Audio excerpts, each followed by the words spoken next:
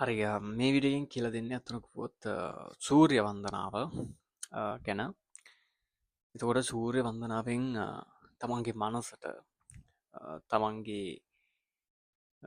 ඇත්තනකිවොත් ශරීරයට අධ්‍යාත්මික ගමනට කොහොමද වැඩිපුර පොඩි දිරියක් කම්බෙනි කෙන එක පිළිබඳ එතකොට මම ගත්තොත් මගේ ජීත කාලයේ අවුරුදු 3ක් හරිද 3ක් නෙමේ 4ක් එක දිගට මේ සූර්ය නමස්කාරය කියන එක කරනවා.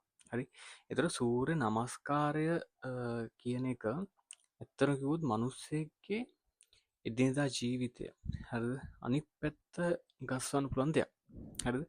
මේක ඇත්තටම කිව්වොත් සූර්ය නමස්කාරයේ ඉස්සෙල්ලාම එන්නේ යෝගික් කියන්නේ සාමාන්‍යයෙන් යෝගා කරන අය විශේෂයෙන් කරන්නේ. හරි. එතකොට දැන් මේ වීඩියෝ එක through මට මේක කියලා දෙන්න බෑ. හැබැයි ඔයාට සූර්ය නමස්කාරය කරන්න කොහොමද කියන එක මේ චුට්ටක් Google එකකින් බැලුවොත් එහෙම හරි sorry Google එක හරි YouTube එක භාවිතා කරලා බැලුවොත් ඔයාට හොයාගන්න පුළුවන්.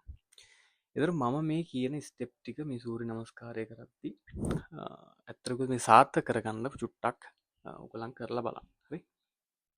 පළවෙනිම මේ සූර්ය නමස්කාරය කරන්න කලින් හරිද මේ සූර්යයා ගැන ඇත්තටම ඔයාට මේ තියෙන්න ඕනේ භක්තියක්. හරි. භක්තියක් තියෙන්න ඕනේ. ඒ වගේම මේ හැම වෙලේම මේ දැන් ඔබ ජීවත් වෙන්නේ මෙන්න මේ සූර්යයාගෙන් ඒ හම්බෙන හරිද? ඒ හම්බෙන ඉරේලිය යූස් කරලා.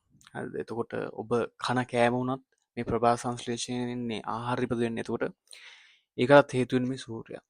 ඒකට ඔක්සිජන් හදන්න මේ අපි හුස්ම ගන්න වාතයට පවා ඇත්තටම කිව්වොත් මේ හෙල්ප් කරන්නේ මෙන්න මේ සූර්යයා. එතකොට මේ සූර්ය නමස්කාරය කරන්න කලින් ඔයා වෙන භක්තියක් ඇති කරගන්න ඕනේ. හරිද? මේ භක්තිය ගොඩක්ම වැදගත්. ඇත්තටම කිව්වොත් ඔයා ජීවිතය කන පිට හරවන්න.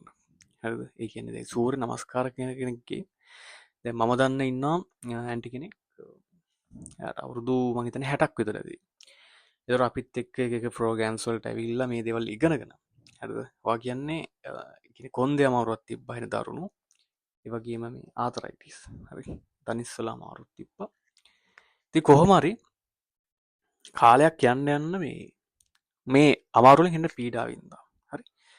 ඊට පස්සේ කොහොම හරි මේක අවුරුදු 4ක් විතර මෙයා කන්ටිනියු කරන් යද්දී අවුරුදු 2ක් වගේ කන්ටිනියු කරද්දී යාගේ ඔක්කොම ලෙඩ හොඳ වෙලා ඇත්තම කිව්වොත් ඒ පෙනුම පාව වෙනස් වුණා. හරි. ඒ කියන්නේ සාමාන්‍ය අවුරුදු 55ක විතර පෙනුමක් ආවා. මම කියන්නේ මේ ලෞකික මේ දේවල් සාක්ෂාත් කිරීම නෙවෙයි.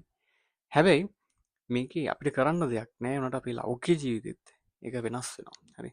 දැන් අධ්‍යාත්මික මාර්ගයට මේක කොහොමද මේ පොඩ්ඩක් පෙළඹෙන්නේ.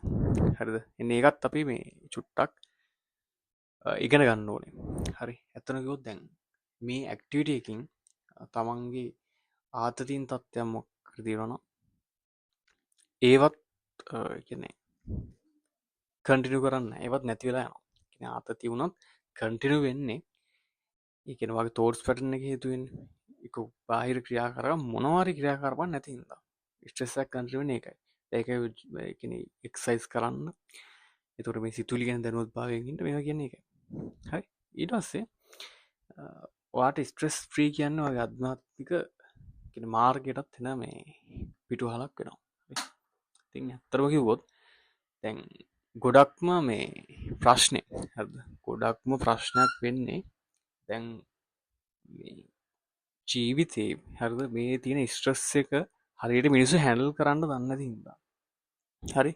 මම කියනවා අද ඉඳන් ඕගොල්ලන්ට හරි මේ සූර්ය නමස්කාරය මාස 3ක් විතර කරොත් වාගේ ස්ට්‍රෙස් හරි වාගේ කායික මොනවාද තියෙන ලෙඩ හරි වගේම අධ්‍යාත්මික ජීවිතේ වගේම වාගේ ෆයිනෑන්ෂල් ජීවිතේ සමාජ ජීවිතේ මේ සේරම වෙනස් වෙනවා. මොකද ඔබ හෙන භක්තියකින් මේක කරන්න ඕනේ. හරිද? මොකද හැම විටම ඔබ ජීවත් කරන්නේ ඔබගේ මව පියා වගේම මේ සූර්යයා. ඔබ ජීවත් කරන්නේ. ඔබ හුස්ම ගන්නවා නම් මේ සූර්යයාට ඔබ ණයගැති වෙන්න ඕනේ. ඉතින්දා ඉස්සර මිනිස්සු ඒකයි අර දේවත්වයෙන් මේකට සැලකුවේ. නමස්කාර කරන්නේ ඒකයි.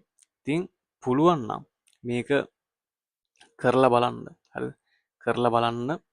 ඒකේ ප්‍රතිඵල ඔබට හිතා ගන්නවත් බැරි වෙයි. හරිද? මේක කරපු හැම දෙනාගේම ජීවිත සාර්ථක වුණා. අසාර්ථක වෙන්නේ නැහැ. මොකද මීට වසර 4කට කලින් මට හම්බුණ කෙනෙක්ගේ මාර්ගයෙන් තමයි මම මේක ඉගෙන ගත්තේ. ඇත්තම කිව්වොත් ඔහුගේ විශ්වාසය මත හරිද? මටත් විශ්වාසය ඇති වුණා. ඉතින් ඒ හේතුවකට මම අවුරුදු 4ක් එක දිග කරනවා. අද වෙනතුරු කිසිම ජීවිතයේ අපහසුතාවයක් නැතුව ගලාගෙන යනවා. හරි? එහෙනම් මේක ඔබට කරමාර්ථ කරමින් මේ වීඩියෝ ගෙන් ගන්න එන හැමෝටම තෙරුවන් සරණයි.